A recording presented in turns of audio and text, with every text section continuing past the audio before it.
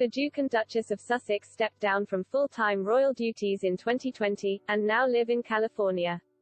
While Harry and Meghan returned to the UK for the Queen's Platinum Jubilee, reports suggest there is still a rift between the royals and the Sussexes. Andrew Lowney, royal biographer, noted Harry and Meghan's situation is similar to that of King Edward VIII.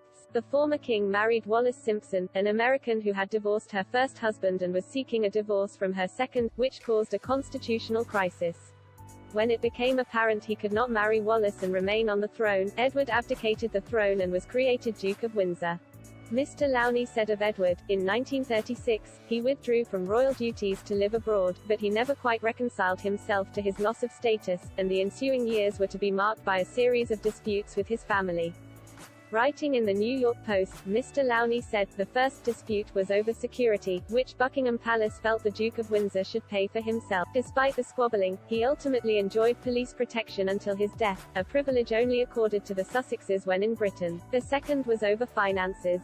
Like Prince Harry, the Duke of Windsor had inherited considerable wealth, as well as savings made from the Duchy of Cornwall estates, but it did not stop him complaining, like Harry, that he had been cut off financially. Both issues contributed to a breakdown of trust and lingering tensions and suspicions, with both the Duke and Harry complaining of poor parenting, fallouts between siblings and sisters-in-law. King George VII's wife Elizabeth could only refer to Wallis as that woman, and accusations that the rogue royal was trying to upstage the dutiful royal family live. Meghan revelations could tear apart monarchy after noting other similarities between Harry and Edward, such as legal action against the press and writing memoirs. Mr. Lowney warned the Duke could be frozen out of the family. He wrote, the Windsors were frozen out by the royal family. It will be interesting to see if the same strategy is deployed against the Sussexes.